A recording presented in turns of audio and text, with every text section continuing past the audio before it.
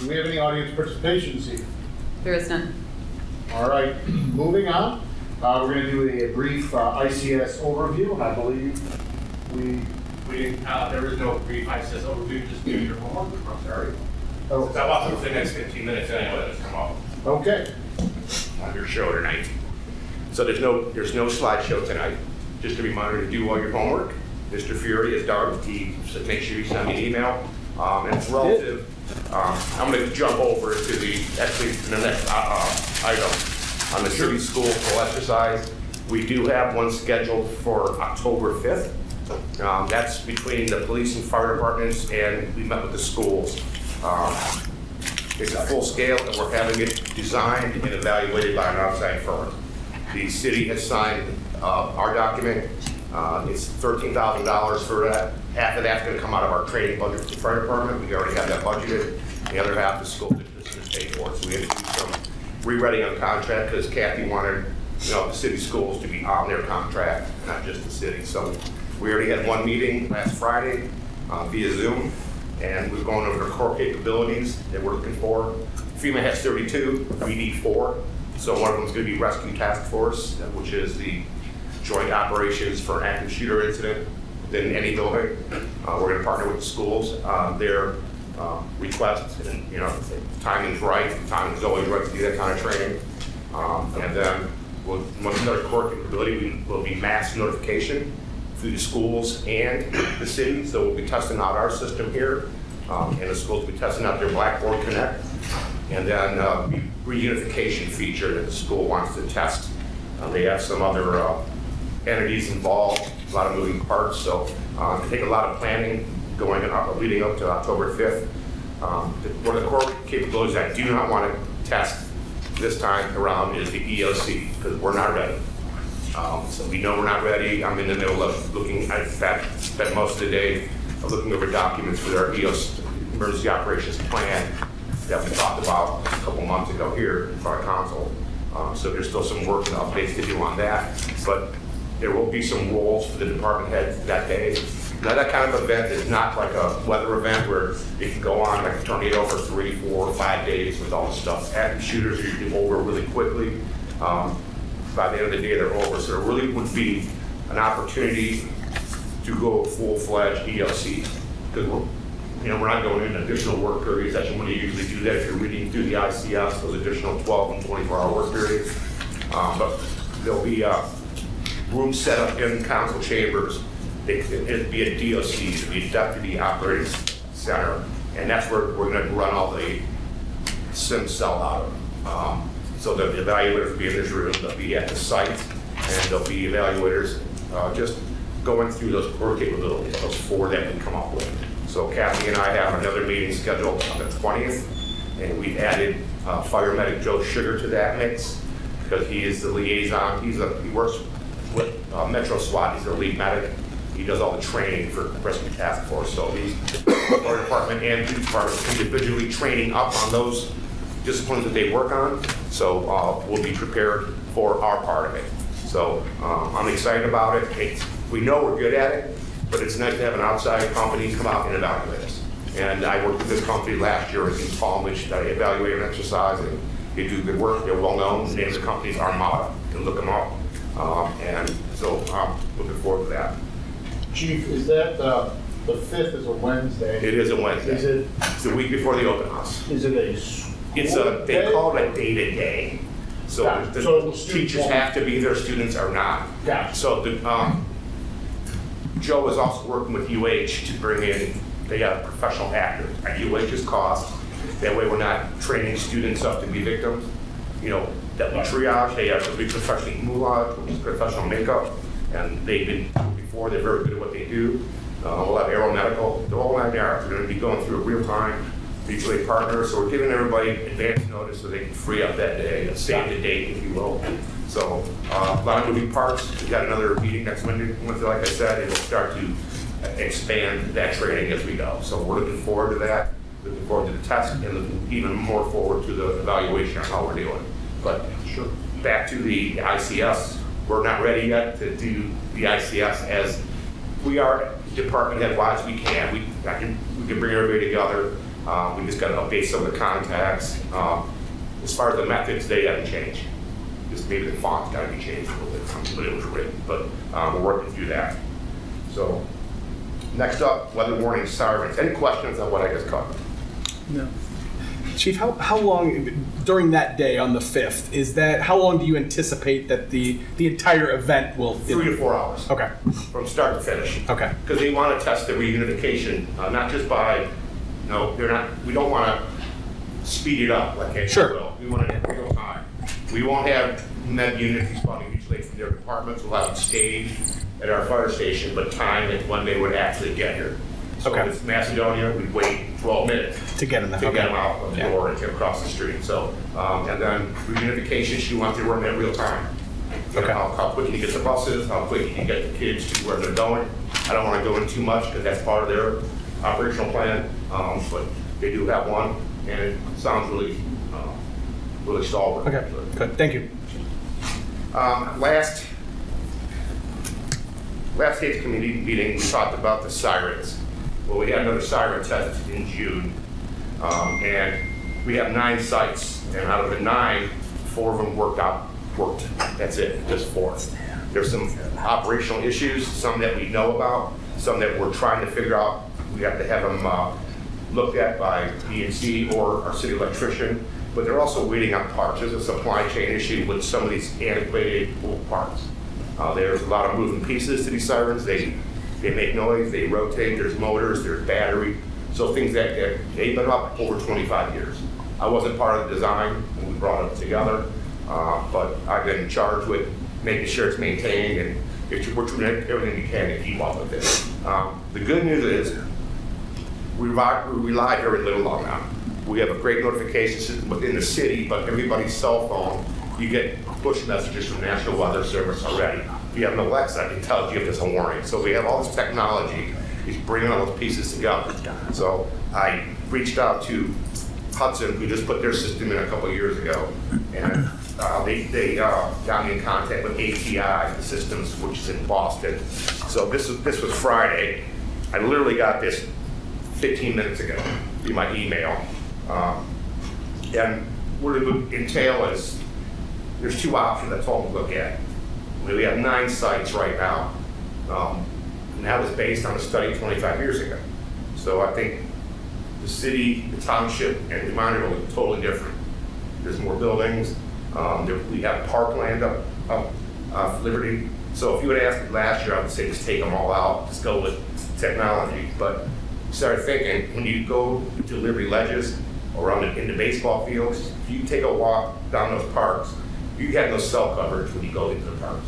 So your push notifications won't get to you. So the one option was to keep a couple sirens up there where the parks are and where people will be gathered outside. And the other options, a couple more included, is adding 2 more sites. The one in Reminderville and probably 1 more in the township. This would be a partnership. Most of them will be in the city as we dispatch emergency services for Twinsburg Township, for Reminderville, and we cover the township fire contract. We want to make sure the whole community is taken care of. So these are preliminary numbers. It's under $500,000. There's the good news. I don't have exact figures because it says the labor is not included in these totals, but it's a hybrid system that it doesn't just make a siren noise, you can actually talk through the system. Literally speaker. So we're looking at some other issues that we're working through, and some other options that I'd like to look at, including the hybrid is what I'm talking about, is with using both systems together. Also a training concept too, not for us, but for the public. There's a lot of situational awareness that needs to be done relative to these sirens. They've been up 25 years, but people still call. People are still confused. We have our World War II kids that still are waiting for the all clear. We don't do that. If you're in our siren, there's another warning. They don't hear inside their homes. Well, if a speaker could talk, it would say, go inside your home. Go listen, for more weather updates. So there's a training aspect, and there's also a situational awareness aspect. Whenever we have these major hazardous weather events, they're always in like November. And it's 85 degrees in November. Okay, your TV's screaming at you all day that there's warnings and things out, but people still get surprised when they get straight line winds or tornado or microburst. So it's that training aspect. So we're doing what we can to come up with some public information components to train people, not just on the sirens and using our notification system, but just for your own situational awareness. You know, people actually call the TV stations to complain during the playoff games because the warning, the big map is covering their game. And that's I'm talking about. It's like, come on, you know. And then they get surprised when half their house is gone. Well, I didn't know it was coming. Yes, sir, it did. It was the Masters during our microburst. I'll never forget it. I was trying to watch a rebroadcast of the Masters because it had a great ending. They kept interrupting it, so I just waited until the next day to finally see the ending. But people complained to all the channels that they interrupted the end of the Masters because of the weather warning. So that's what we're dealing with. So we have to work through those issues. So I'll get you more information as I get it. Like I said, I got this report 20 minutes ago through ATI, so I have some questions for them. So there was a cost. That is the study. They don't come out. That needs to come out with a siren on the back of a truck and drive it around and do listening. They can do it all through satellite imagery and topography and all that stuff, all electronically. So I'll get some more information as that goes. But we do have a siren system. Some of these issues are batteries. Some of it could be on our end in dispatch, maybe the radio signal, because they are activated by radio. We're working through those and we'll have some answers hopefully by the time we do the test in August, which is delayed 1 week this next month because of Twinsburg. We don't set them off on that Saturday. The next item, prohibited parking. Chief, one sure. question, sorry. When do you anticipate that begin? Is that a 23, 20? Not anytime soon. Okay. We still have to meet with the township government, the city of Reminderville. There's a lot of players involved in this. It's a capital issue. There's some stopgap, I'm sure, replacing sites as we go. Yeah, the real bad ones, we can't get parked, replace that siren. I don't know if that helps. It's like putting a Band-Aid on it. But like I said, we're covered with the technology everybody has on their hip. Thank you. So hopefully that helps. Okay. Who's next? Who's chairman? Scott. Oh, Scott. Did you have something? Yeah, so I do my too. question is, the notification on the phone, is that automatic, or is that something someone has to sign up for through the city? There's two or three different levels. If you want to get hear Mayor Scafidi talk about the road closures and the detours, you sign up for that. And how do people sign up for that? You just go to our city website, It's and there's always a there. whole bunch of links that Mark has there. And we can certainly push that out, keep pushing that out. The other one is they're push notifications. So Amber Alerts, you've all got Amber Alerts in the middle of the night. That's the same stuff. You know, you get the weather warning. Unless you go deep into your phone and disable it, which we totally don't want people to do, you can get them to silence. But you know, why So would for the you? most part, they're automatic. They're automatic, yes. Okay. And a lot of them are geolocated. If you travel on vacation, say you're in Myrtle Beach, you got hurricane warning, it'll be your phone. You're not Twinsburg anymore, you're Myrtle Beach, and you get those weather, or whatever it is. You know, it could be any kind of emergency event going on, whether it be, you know, law enforcement issue or weather or whatever. So. Okay, that's good enough. this is all. Yes. Do you work with the people who installs the telephone poles in the We don't. The city? only time we talk to them is when somebody snaps them in half or there's wires hanging from them. Well, there's one snapped in half on Chamberlain and Ravenna Road. That's been there for a while. It has I believe been. That was called in many times. And it's still there. And if a strong wind blows, you know, you can make a right-hand turn and you can keep straight. Yeah, they do know about it. We don't schedule service on those.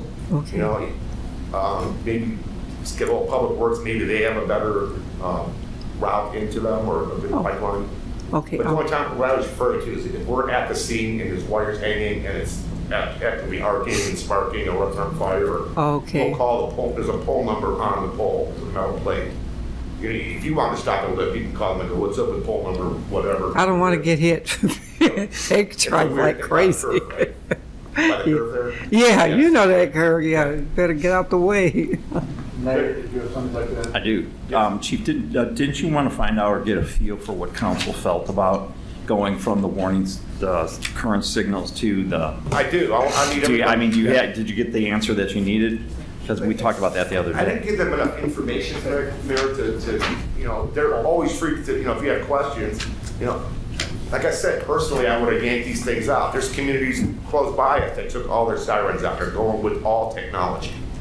And I said, we could do that, but it doesn't fix they don't have the same topography in those towns. They don't have the ledges, the metal and the rocks that prohibit cell coverage. And we get down on our radio sometimes, they'll get out of there. So I can see being that, we have to be responsible for, forget the number of visitors that go to that park, but it's pretty astronomical that go to that park every year as a metro park. But I think we still need some kind of audible system out there, especially with the ball fields up there too. It would cover, at least, there's actually 2 up there right now. And those 2 really, they're not working. There's parts that Gary is waiting for. It's nothing on our service department, they're working hard, but there's no parts, there's no parts. You can't just go to a siren shop and get a part.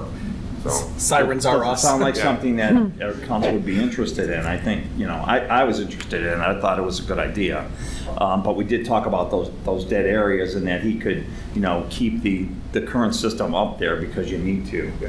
But I think, that system through the phones and, the reverse 911s and all that stuff, I think that's the way to go. I agree. Because really, that's the technology now. I mean, But it's more of a public. and those are getting older and older, and Yes. they're going to be gone. Yeah. Eventually. A lot of What was it? things are- Talmadge, you said, took them all Talmadge off? took theirs out, yes. Yeah. But like I said, it's a public education part too, is getting the people to sign up and actually don't turn their phones off, don't disable those Yeah. notifications, and be aware, be weather aware. We probably need to do a better job. We probably need to throw something out there to get people to sign up and make them aware of what we had, because I think maybe David was not aware of that. Yeah, And I'm sure he's not the only one. I mean, Exactly. I'm sure there's a lot of people that. Offer free pool passes. I truthfully, I'll tell you what. When I worked in Brunswick, I can't get off of it. I don't know how to get off of it. I still get their weather warnings, and I get all their closings, and I get. It's like, so I can't get away from it now over there. But and they had their system. if you could tell me how to get off of it, a few let years me. ago too. Mhm. They had some issues with their system, they went back online. So we're blessed that ours, it still works. If you were in Twinsburg on Saturday, you heard them, Yeah. But there's danger, you could also have heard Oakwoods, Glenwoods, Glen Willows, or Solons too. So the problem is, we're in different counties. They may not get the same weather warning. We can all hear the test, but we may not get the same weather warning. Yeah, So that's true. I'm working through that. I'll be talking to Mark a little closely about the capabilities. Maybe we could do some pushes to get people signed up. We were gonna do that a couple of years ago, the COVID hit. There was no open houses, I no tell you. anything. And CERT was gonna be a big part of that, the little town hall, community meetings, handing out brochures, getting people to sign up. So we can certainly do a push on that and a push on with the sirens. We have them up on the website now, but people aren't paying attention to it, or maybe we'll do a separate one just for that. Mr. Fury, something? We do quarterly mailers for sewer bills now. We could put an insert in that once or twice. It would be inexpensive. We wouldn't have to add any postage. Good idea. So, and how to do it, with some, screenshot Absolutely. here to here to here. And we can measure that. That's a smart objective. We can measure that. We know how many subscribers we have now. We can see Sure. how effective our marketing But is. that way you're not paying for another envelope. You're Yes. not paying for another thing. You're just printing a piece of paper and stuffing it in an envelope. And it's going to hit every resident. Always open my bill. Yeah, on the weather warning front, I guess personally, I suppose if we investigate it further, I'd like to take a look at a combination of replacing the sirens that we have and or possibly just improving, replacing, purchasing new equipment for our park areas that aren't covered by I agree. service. I mean, maybe we now have some kind of quote A, B, C, and D, and we can explore that as. Right, I had to really dive into this quote, but I'm on the same page as you and the mayor. Let's go all technology, but keep those, people come to Twinsburg to go to the parks, and we gotta make sure we protect them while they're in the Well, I think we parks. have an obligation to do that, right? Any other questions on the weather warning? Yeah, I was just gonna say, I agree that I think in those areas where we don't have technology as a backup, I think we absolutely need to have something there. I don't know, is there an opportunity to bring that quote down if we Oh, sure. if we as an example, we have 2 units that are just for the parks and those kind of things, and then in the other areas of the city, we rely on those kind of things. But the other component is what do we do about the township and Remonderville? Do we, Right. they have, I don't know what best system they use. Right. I can certainly get a quote that includes not removing the township's part. There's been 2 sirens, one on Bavaria and one on down Ravenna Road by British American Club. There's 2 down there. Do we Or pay in for their those area, though, or so did they pay for those? I don't know that answer. There must have been some kind of cost share back then, Mr. Fears. I don't know what it was or when. It was before I was, involved with this part of it. They get all the emails. They know, when I do the siren test and the results, the police chiefs, I think you got yours, the carbon copy of the mayor, so they're aware. And always send it to Rob Kagler, Anna, and Chris McCabe, so they're aware. Chris takes care of the system. If there's an issue with their sirens, they get a company to come look at them. They've always got them fixed. So, but I think every one of the siren sites has gone down at least one, twice. Batteries, whatever, control boards. Sure. It's the whole myriad of issues. Anything else on weather warning? Anyone? All right, why don't we move on, Chief? My last item is the parking on hydrated side of streets throughout the city and parking inside or within 20 feet of cul-de-sacs. I do live on a cul-de-sac. I live right on a cul-de-sac, so part of me didn't want to present this because it affects me. I can't have people park in front of my house, but I'm looking for the greater good, and that is access for fire emergency vehicles and emergency vehicles, and even today's trash day. You can't get a truck down some of these vehicles, these roadways sometimes when people are parked on both sides of the road. So I noticed the township has signage that says don't park on the hydrant side of the street. And I'm a proponent of, you can put signs up and it does affect behavior. We have stop signs and people stop at those stop signs. Speed limit signs, people supposedly adhere to those speed limits. I think some signage or some awareness, because I didn't really notice that there's pulling into the city, it says no parking on any city streets. That's what we discussed today. And voila, people are parking on the street. So maybe we can narrow it down. I'm not talking about man enforcement, but just some, on all streets with a cul-de-sac or a dead end, at least a sign at the entranceway that says no parking on the hydrant side of the street. And maybe the entrance to all neighborhoods, just one sign, no parking on the hydrant side of the street. There's nothing, I was meeting a couple emails and I met with Matt yesterday or both days. Seen a lot of Matt. And there's nothing we really need to add to the codified ordinance that's already in there. And it's actually the safety director's authority to do that. But I think it's time to do a push to get people to not park on the side of the road where there's hydrants. So I couldn't agree with that more. Living in my neighborhood, especially this time of year with graduation parties. Exactly. 4th of July parties and Labor Day get-togethers.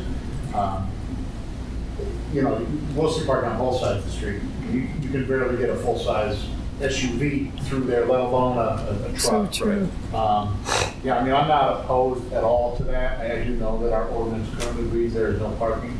I wouldn't even be opposed to talking to Chief Mason about a brightly colored warning ticket, if you will, that goes on. I mean, it's informative in nature, because I know we don't want to just come down and start hammering people. I'm not even down that far yet. But I just some signage, some. I'm good with that. Yeah. But when our guys are out on routine patrol and they see parking on both sides of the street, that presents a real and immediate hazard to public safety response. At least from where I'm sitting. Yeah, and you're right. It's graduation party time of the year. I think you see it all the time. Yeah, we have no problem with parking on, even though it's illegal, parking on one side of the street. We should get by.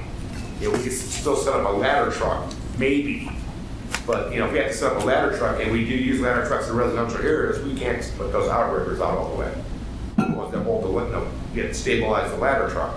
But we can get an engine by there, but there's one, but it's more optimum, especially around cul-de-sacs. We would not be able to get around the cul-de-sac. There's cars in there.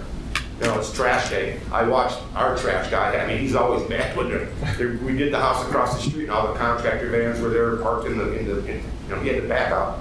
He had to get out of his truck and come empty the bins, and he wasn't happy about it. So he tossed my bins. not happily. But if it's a garbage truck, it could be a fire engine too. So, Sure. But I'm not opposed to that. any questions or? Ms. Walker? Yes, I remember there was a time when you're going to have a party that you would call the police department. Is that still in effect? That's still what people should be doing. You know, if I were to have a party, I would tell the police, hey, we got, I'm gonna have a party this night. Right, We're parking excellent. on the non-highway side of the street. Yes. And not my cul-de-sac. Yeah, okay, all right, yeah, Yeah. just because that's what we do. Yeah. But other people don't, and they park in front of the fire hydrant. Again, that's another marketing thing, another information piece we need to get out there. I think we do. Okay. Anything else for me today? Anyone else? Mr. Mayor? No, sir. I'm good. Okay, I won't be reporting out tonight. I'm leaving this Taco Tuesday. I don't have to talk to my wife, but if you want to write the numbers down, we had 337 calls last month, and that's put us 23% over last year. We're at 1,904 calls for the year. That's the halfway point. 23%, yes. Okay. And just the average call per month is at 314. Why do you think there's such a big increase? Aging population, nursing homes. That's a huge increase, 23%. It's not just us, it's industry-wide. Really? You know, baby boomers are getting older. That's what it is, you know, and just the way our population is not getting bigger, but our population is aging. So not to dive too heavily into this, but this is and maybe Mr. Vazana, there's a question for you. We certainly have a lot of for-profit elder care facilities in the city. I mean, is it incumbent on the taxpayer to foot the bill for transportation services? Because that's, in a lot of these cases, what you're doing. You guys are, again, my opinion, you are a transport company in a lot of these situations. I'm not minimizing or being dismissive of legitimate emergency cases, but it just seems that the residents who aren't utilizing the service, I think EMS has been to my house one time in 15 years.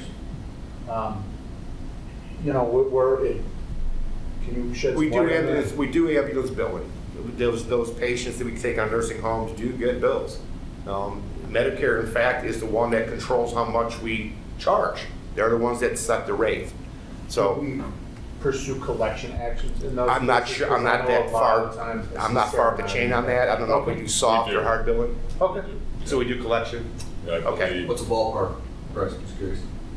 We used to have a number that we talked about. Yeah. They used to tell us all the It time was what like our billing was. Between Yeah. $400,000 and $500,000 a year. Yeah, that's the billing Yeah. total, but the thing is, it doesn't come in. I It's don't just, know. it's, when you look at those totals, and I used to, when I was the chief out in Portage, first time I saw a report, I'm like, we're billing for this much. Well, that doesn't mean you're collecting that much. It doesn't, it could take 2 years to get that total. Right. And it's just constant, it's like the leaves falling in the fall. You're never gonna catch up with blowing the leaves because those totals keep changing. There's no end point. So there's no rolling calendar on that, so you may not be collecting that money, that same money. I thought there was a fee usage for nursing homes. I may be wrong on this. Yeah, pretty I'll have to sure there look into was. that. I do know, as part of one of the things I think that's, sorry, Mark. One of the things that is commonly forgotten about in these discussions is the ambulance consumption as part of the planning process. When you think about future build-outs, that is something to consider and talk through with the developers about whether or not that fits within the city, whether or not we have the carrying capacity from the standpoint of our fire medics that are out there. One thing I do want to note, I believe the city passed legislation to authorize the Ohio Attorney General's office to assist in the collections of the ambulance billing. That's a real powerful tool. For many, many years, municipalities were left contracting with local attorneys to make the filings in court, and that was kind of love of the law. Sorry, yes, Mr. Fury? When do you believe we did that? I think that was a year or two ago. I don't recall that. I'll have to check into that, because I Does thought, anybody else remember that? I don't. I don't. I don't. I You don't was remember telling that? him, I think, but Because I think I would is have. it right? We are contracted with them. I'm not sure that it went through the legislative Yeah, I would have. There was no legislation on that. Well, in any event, it's the same tool. Some cities pass legislation to enter into that arrangement. So we don't need to pass legislation, No. according to Sarah. I couldn't tell you, I'm not the lawyer, but we do contract with the Ohio Attorney General's office. Yeah, I think that the key part is that's a powerful tool that does assist in collections. I mean, my experience on it was you'd be paying a local attorney at the local courthouse to file it, and by the time they cut out their attorney's fees from it, you weren't getting much. When the AG's office stepped onto the scene, they provided essentially government-level collections and the ability to use some of the government collections tools that weren't available to assist. So we do, I don't have the numbers, but it is a much more positive situation today from a cash flow standpoint than it was 10 years ago. I don't know if that's what the numbers look like here, Sarah, but my experience in a few different cities was we're collecting more on average than we were in the past. And it's not just the nursing homes. I don't want to misunderstand my comments. There's, right, our next door neighbors, Arbor Glen, anything that's 55 and older, and not just those. My neighborhood, we have people that have been living in the acres since they built the acres. Same with Heritage Hills. So their population is getting older, and these are the people that are using our service. That's what we're here for. Sure. That's what they pay taxes for. And I know that we haven't been billing, we weren't billing years ago, but you have to now to make up some of that revenue that that we need, to keep the fleets going, and it goes towards all sorts of equipment and items that we need. Yeah, I wasn't implying that we looked at it as a revenue source. Right. as much And as we do have a offset liaison with the expense. fire department who works with nursing homes on when not to call us. Don't call us for labs, that's not an emergency. Just because they need blood labs, that's not an emergency. And Captain DeVito does work with them quite often. So whenever a call comes up and it's because the doctor wanted to see them that's not an emergency run. And if you look at the top of our website, we have that pinned when not to call 911 and when to call 911. In fact, that post went viral. People started reposting it because it's the truth. We're not trying to not go on calls, but we want to make sure that we're reserving our med units for true emergencies, not for toe pain and blood labs. Does that make sense? Yes. Are you seeing less of a backup at emergency rooms? Because that was something I've been told from firemen that, so you're making these calls, but you gotta wait there for 2 hours because you can't take the person out of the back of the. Not as many, but it's still there. Okay. Just in our local, it's because we have an ER in town, they don't, it's Twinsburg, come on in. We had one wait almost 2 hours. Okay. That was just last week. If there's sicker people than our patient, we get it. But we've had them go to Hillcrest and Ahuja, different hospitals where they've had to wait. We used to love our turnaround time, less than an hour. Now it's not the case anymore, and we're not alone. You go down to southern Summit County and Akron, they're really feeling the pinch, where the average is 2 hours. Wow. So, and that's downtown Akron. There's some big hospitals there right close to each other. They're all, it's like a domino effect. There's beds, but there's no staffing to staff the beds. You can't put people in beds if there's no people to watch the patients. Right. So it's just an industry. No one wants to be nurses, doctors, EMTs, firemen, cops. That's that problem too. So, but we're doing the best we can what we have, and the guys and gals are ready to go on any call. You don't worry about that. Thank you, Chief. Thank you, Chief. Thanks, everybody. Have a good night. All right. Thank you, you too. Enjoy them tacos. That moves us on to item number 8. Actually, real quick, before Mr. Boss leaves, I don't know if you guys are, can I jump in real quick? Yep. I don't know if you guys are aware, but he's been all day at the Rotary, cooking hot dogs and doing stuff at the kayak run, so Mr. Boss is very involved in the city, does a great job for all those things, and, Well, Shane thank was you. there, and they do a great job. I just wanted to say thank you for all you do for the Rotary. Thanks, and I didn't want to leave with, and I forgot, but I just reminded myself, before you go to bed tonight, just remember 14 years ago tonight, Right. Josh Materian was killed in the line of duty.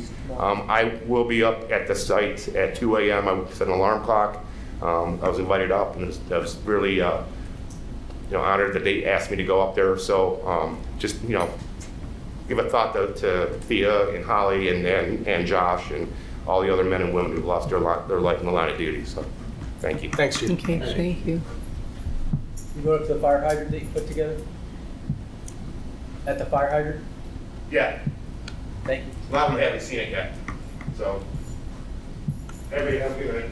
Thanks, Chief. Okay, thanks. Moving on, item number 8, unfinished business, new business, and miscellaneous. We'll start, Mr. Bellin. Do you have anything this evening? Nothing, sir. Thank you. Mayor Scafidi? I have nothing, thank you. Any members of council? Mr. Zano? Nothing. I guess there's one thing that a couple of council meetings ago, we had a resident on Cannon Road that spoke to council about the speed on Cannon. We don't have any representation here from the police department this evening, but Mayor, perhaps that's something we could ask the chief or Lieutenant Donato to, you know, I did see a post on social media where some speed monitoring signs have gone up, things like that. Right. So if there's any update on that, maybe something we could discuss at a council meeting in the future, I think I'd appreciate that.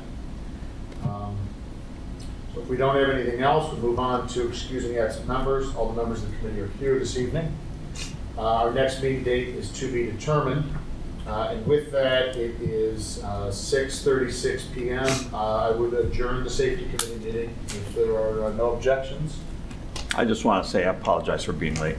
Oh, I was running behind tonight. No worries. no worries. All right, so at 6:36 p.m. we'll adjourn.